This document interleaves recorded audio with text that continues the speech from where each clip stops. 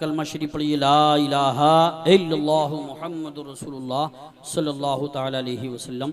عالم اسلام کے عظیم الشان مبلغ دین و ملت، سیاح ایشیا و یورپ، شہنشاہی خطابت حضرت علامہ الحاج شاہ سید امین القادری صاحب قبلہ مقدس اللہ النورانی پوری شانی خطابت کے ساتھ جلوہ گر۔ جتنے سکون کے ساتھ آپ بیٹھو گے ویسی تقریر ہوگی، اگر بولو گے تو ذہن ڈسٹرب ہو جائے گا، اس لیے ادب کے دائرے میں بیٹھیے۔ بڑے بڑے علماء کرام موجود ہیں، حضرت قاری عاشق صاحب قبلہ حضرت کے ساتھ میں پیر بھی شریف سے، اور تمام ذمہ دار علماء کرام یہاں تشریف فرما ہیں۔ چار مصرے میں پیش کرتا ہوں، دل میں کیسی سرخوشی ہے آ گئے شاہ امم۔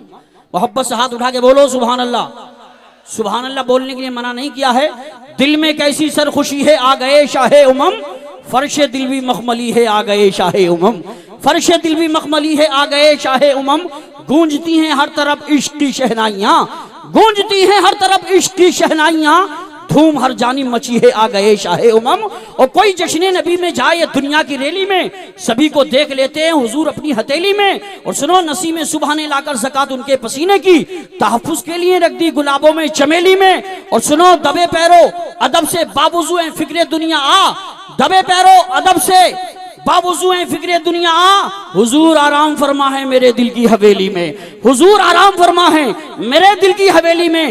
دو جہاں کی کامیابی مصطفیٰ کے پاس ہے، رحمتوں کی باریابی مصطفیٰ کے پاس ہے، ہر عمل بیکار ہے عشق محمد کے بغیر، یاد رکھ جنت کی چابی مصطفیٰ کے پاس ہے، یاد رکھ جنت کی چابی مصطفیٰ کے پاس ہے۔ حضرت علامہ سید امیر القادری صاحب قبلہ مقدس اللہ النورانی بہت جلد آئیں گے فہرست کے مطابق، جیسے مجھے بتایا اب آپ کے سامنے مصلح قوم و ملت علیم بعمل حضرت علامہ مولانا مفتی محمد عمار رضا صاحب قبلہ فاضل دمشق استاد جامعہ حسن البرکات محررہ مقدسہ کو پیش کرتا ہوں، وہ تشریف لائیں گے۔ کہوں گا کتاب ضبط کا عنوان پھاڑنا ہوگا، کتاب ضبط کا عنوان پھاڑنا ہوگا، رضا کے شعر ہو کھل کر دہاڑنا ہوگا، جفا شیار سے بچنے کی آرزو ہے اگر ستم گروں کا محلہ اجاڑنا ہوگا۔ آئیے آگے سے پیچھے تک، دائیں سے بائیں تک سارا مجمع دونوں ہاتھوں کو فضاؤں میں لہرا کے بولے نعرہ تکبیر۔ اللہ تعالی ہمارے آپ کے بازوؤں کو سلامت رکھے، اس محفل پاک کی برکت سے ہمارے گناہوں کی مغفرت فرمائے، پروردگار ہماری تمام مشکلات دور فرما دے، مولا تبارک و تعالی دنیا آخرت میں عزت دار مرنے کے بعد جنت کا حقدار بنا دے۔ دونوں ہاتھوں کو اٹھا کے لہرا کے بولو نعرہ تکبیر، نعرہ رسالت، نعرہ غوثیت، مسلک اعلی حضرت، فیضان اعلی حضرت، سرکار کی آمد، آقا کی آمد، مکی کی آمد، مدنی کی آمد، جشن عید میلاد النبی، اصلاح معاشرہ کانفرنس، مفتی محمد عمار رضا صاحب قبلہ۔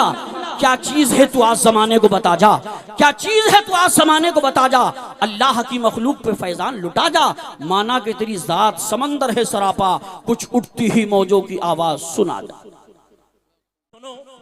میں اس دنیا کے اندر اپنا خلیفہ بنانا چاہتا ہوں، تو ملائکہ نے بڑے ہی جاہو جلال سے کہا تھا کہ اے مولا کیا تو اس کو خلیفہ بنائے گا جو زمین کے اندر خونریزی اور فساد مچائے گا؟ تو اللہ نے فرمایا تھا انی عالم ما لا تعلمون، کہ فرشتوں سنو میں وہ جانتا ہوں جو تم نہیں جانتے۔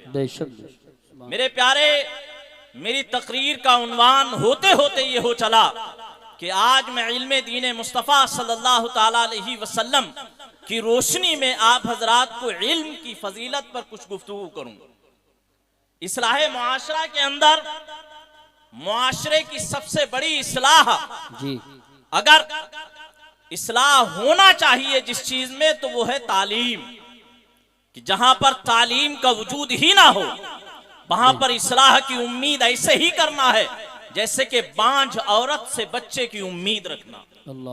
میرے پیارے، اللہ نے فرمایا تھا انی عالم ما لا تعلمون، کہ فرشتوں میں جانتا ہوں جو تم نہیں جانتے۔ پھر اللہ تبارک و تعالی نے حضرت آدم علیہ السلام کو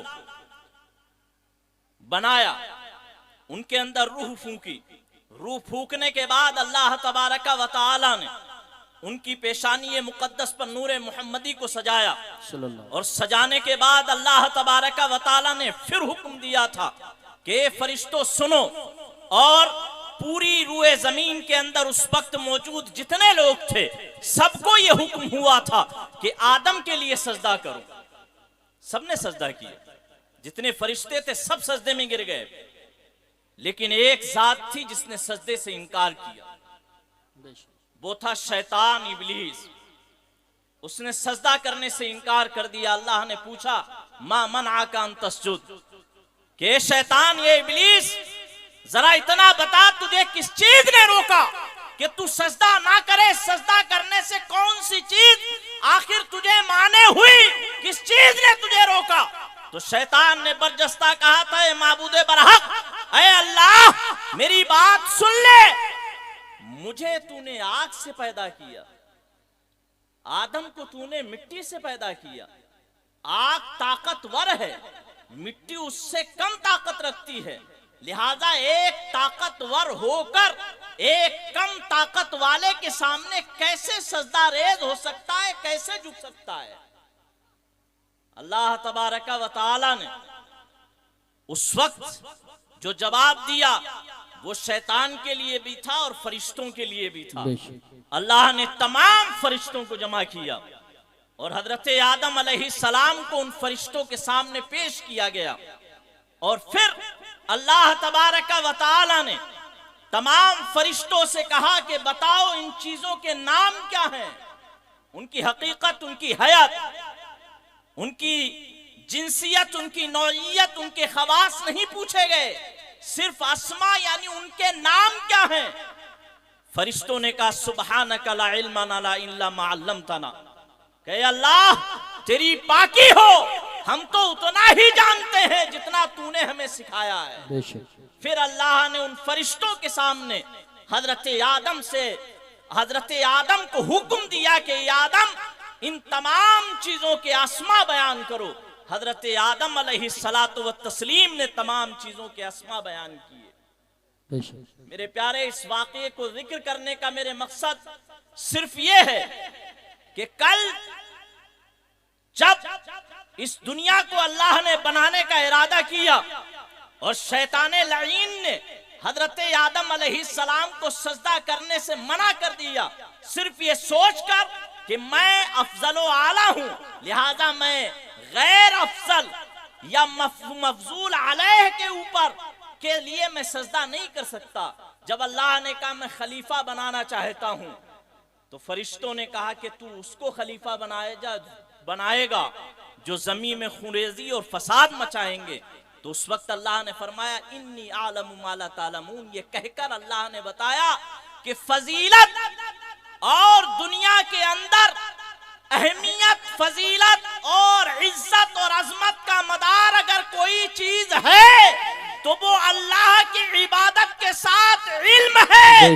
جس کے اندر علم ہے وہی افضل و اعلیٰ ہے. سبحان اللہ. نعرہ تکبیر، نعرہ رسالت، نعرہ غوثیت، مسلک اعلیٰ حضرت فیضان اعلیٰ حضرت مفتی عمار رضا صاحب قبلہ. سبحان اللہ. میرے پیارے، جس امت سے آپ تعلق رکھتے ہو اس امت کو امت اقرا کہا جاتا ہے. بے شک. یعنی پڑھنے والی امت.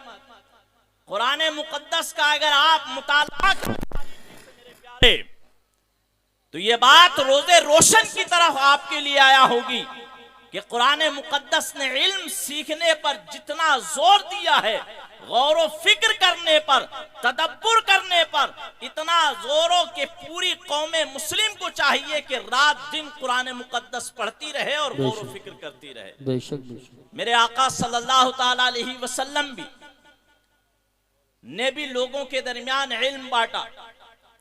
اس لیے میرے آقا نے فرمایا ان الانبیاء لا یورثون درہما ولا دینارا، کہ لوگوں دنیا میں جب مرتے ہیں لوگ تو درہم و دنانیر چھوڑ کے جاتے ہیں، زمین و جائیداد چھوڑ کر جاتے ہیں، لیکن انبیاء دراہم و دنانیر کا وارث نہیں بناتے. انما ورثوا العلم. اگر انبیاء کسی چیز کا وارث بناتے ہیں تو پیارے وہ علم ہے، علم. بے شک بے شک. فرمایا فمن اخذہ اخذ حظا وافرا. سبحان اللہ. جس نے علم حاصل کر لیا اس نے یقیناً وراثت کا بہت بڑا حصہ حاصل کر لیا. سبحان اللہ. سبحان اللہ. یہ علم ہے میرے پیارے کہ جس کے بارے میں فرمایا گیا یہ آپ کو دعوت و تبلیغ کی مجلس سجائی گئی، پوری رات آپ کو سمجھایا جائے، پوری رات آپ سے نوافل پڑھوائے جائیں، رات دن آپ شب بیداری کرو، مجاہدے کرو، لیکن بزرگان دین فرماتے ہیں مذاکرۃ العلم خیر من احیاء اللیل، سبحان اللہ، کہ لوگوں سنو، علم دین کے لیے ایک گھڑی تذکرہ کرنا رات کی شب بیداری سے افضل ہے۔ بے شک بے شک بے شک، سبحان اللہ۔ یہ علم ہے جس کے بارے میں میرے آقا صلی اللہ تعالی علیہ وسلم نے فرمایا کہ مسلمانوں سنو، طلب العلم فریضۃ علی کل مسلم، کہ علم دین کا حاصل کرنا ہر مسلمان پر فرض ہے۔ یہ علم دین ہے میرے پیارے، کہ جس کے لیے میرے آقا صلی اللہ تعالی علیہ وسلم نے مسجد نبوی کے اندر صفہ کا چوترا سجایا، کہ جس پر 70 صحابہ، بلکہ بعض روایات میں اس سے زائد کی تعداد ہے، ہمہ وقت سرکار صلی اللہ تعالی علیہ وسلم سے علم دین حاصل کرنے کے لیے رہا کرتے تھے۔ بے شک بے شک، یہ مدارس کے گوشہ نشین یہ کوئی عام لوگ نہیں ہیں، یہ بڑے ہی پریشانیوں کے بعد اس نتیجے پر پہنچتے ہیں کہ اپنی قوم کو کچھ دے سکیں۔ میرے پیارے، جلسہ جب دوسرے سال کرو اصلاح معاشرہ کا، تو یہ ضرور سوچو کہ پہلے جلسے کے اندر جو اصلاح کی باتیں ہوئیں، ان باتوں پر ہم نے کس قدر علم کیا۔ جی بے شک، علم تو بہت بڑی چیز ہے۔ علم کے بارے میں میں پیارے تمہیں کیا کیا بتاؤں، علم حاصل کرنے کے بارے میں اپنے بزرگوں کے قاعدے بتاؤں، اپنے بزرگوں کے طریقے بتاؤں۔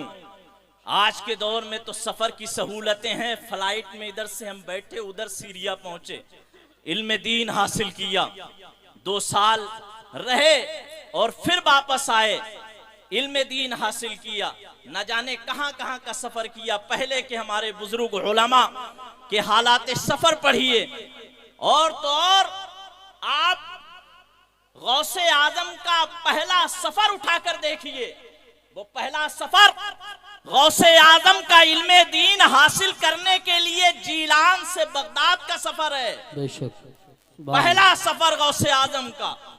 غوث اعظم رضی اللہ تعالیٰ عنہ نے 18 برس علم دین حاصل کیا۔ آج تو لوگ 4 5 6 سال پڑھنے کے بعد یہ سمجھنے لگتے ہیں کہ دعوت و تبلیغ کرنا ان کا فریضہ ہے، لیکن قسم خدا کی میرے غوث اعظم کو دیکھیے کہ آپ نے 18 برس علم دین حاصل کیا، اور پھر 30 برس آپ نے مختلف مجاہدے کیے۔ اس کے بعد آپ فرماتے ہیں، یہ روایت موجود ہے کہ میں قوم کے ناگفتہ بھی حالات دیکھتا، ان کی پریشانیاں دیکھتا، ان کے حالات دیکھتا، تو میرے دل میں آتا کہ بغداد کی جامع مسجد پر کھڑے ہو کر میں لوگوں کو رشد و ہدایت کے پیمانے پلانے لگوں۔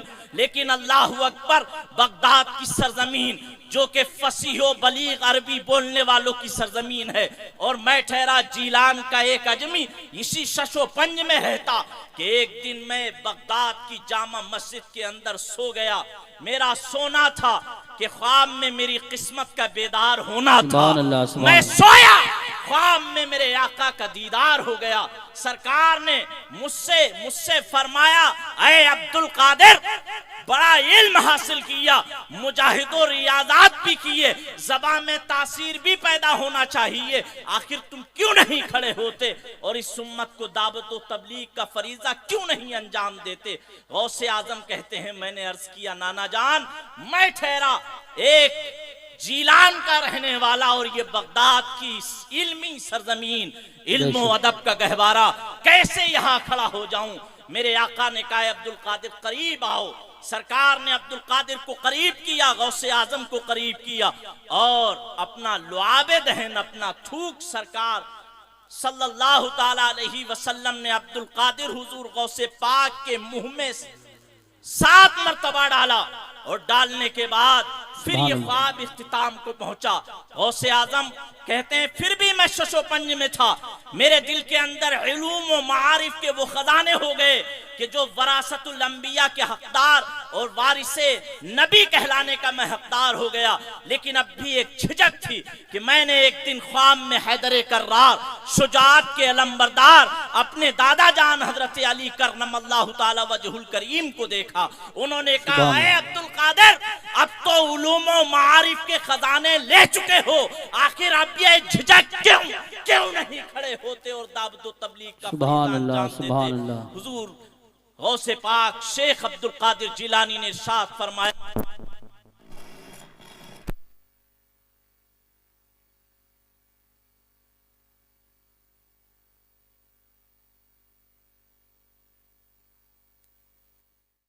اللہم صلی علی شفیعنا سیدنا و مولانا محمد وبارک وسلم، صلاۃ و سلام علیک یا رسول اللہ۔ صلی اللہ علیہ وسلم۔ سرکار سے ہی ہمارا واسطہ ہے، انہی پر ہمارا آسرا ہے، سب کچھ وہی ہیں جو چاہیں اور جیسا چاہیں اس پروگرام کو چلائیں، بے شک انہی کی بارگاہ میں امداد ہے۔ پھر درود پاک پڑھیں، اللہم صلی علی سیدنا و مولانا صلی اللہ محمد علیہ وبارک وسلم، صلاۃ و سلام علیک یا رسول اللہ۔ میرے پیارے درود پاک پڑھتے رہا کیجئے، کیونکہ اللہ کے نبی ہمارے نبی فرماتے ہیں کہ کل قیامت کے دن تم میں سب سے زیادہ میرے قریب وہ شخص ہوگا جو مجھ پر سب سے زیادہ درود پاک پڑھنے والا ہوگا۔ سبحان اللہ۔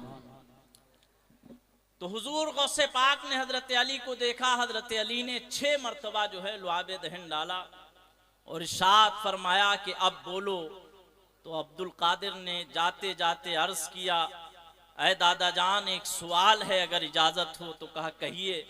کہا سوال یہ ہے کہ نانا جان بھی خواب میں آئے تھے اور انہوں نے 7 مرتبہ لعاب دہن ڈالا تھا، آپ نے 6 پر اکتفا کیا، 6 پر رک گئے، آخر کیوں؟ تو حضور غوث پاک رضی اللہ تعالیٰ عنہ کے دادا حضرت علی کرم اللہ تعالیٰ وجہ الکریم نے فرمایا کہ بیٹا تھا تو یہی کہ میں 7 بار ہی لعاب دہن ڈالتا، لیکن بزرگان علماء فرماتے ہیں کہ یہ صرف اس وجہ سے حضرت علی کرم اللہ تعالیٰ وجہ الکریم نے کیا کہ کل آنے والوں دنوں کے اندر کوئی یہ نہ کہہ سکے کہ معاذ اللہ حضرت علی نے اپنے نبی کی برابری کر دی۔ اللہ۔ تو میرے پیارے، میری تقریر کا عنوان تھا علم، اطلب العلم، علم طلب کرو، علم حاصل کرو۔ ایک آخری میں واقعہ آپ کو سناتا جاؤں۔ آج لوگ علم حاصل کرنے سے شرماتے ہیں، جھجکتے ہیں، سوچتے ہیں ہم بڑے ہو گئے اب ہم کیا علم حاصل کریں۔ میرے پیارے، حضرت حکیم بن حزام صحابی رسول ہیں، اشراف قریش میں سے ہیں، کوئی غریب نہیں، غریب صحابی نہیں ہے، بلکہ صحابی تو کوئی غریب ہے ہی نہیں، وہ تو ہمارے لیے بہت بڑے امیر ہیں، بے شک لیکن دنیاوی اعتبار سے کوئی غریب نہیں۔ کانا من اشراف قریش، وہ قریش کے سرداروں میں سے تھے اور وہ علم حاصل کرتے تھے حضرت معاذ ابن جبل کے پاس۔ بے شک حضرت معاذ ابن جبل حضرت حکیم ابن حزام سے 50 برس چھوٹے تھے، یعنی حضرت حکیم ابن حزام نے استاد جس کو بنایا وہ ان سے 50 برس چھوٹے تھے اور وہ 50 برس بڑے تھے۔ تو ان سے لوگوں نے کہا کہ آپ علم حاصل کرتے ہیں ایک غلام ایک لڑکے کے پاس۔ تو اس وقت حضرت حکیم ابن حزام نے کہا تھا انما اہلکنا التکبر، لوگوں سنو، ہمیں ہمارے تکبر نے ہلاک کر دیا، یعنی ہمارے اندر یہ تکبر آ گیا کہ ہم بڑے ہیں،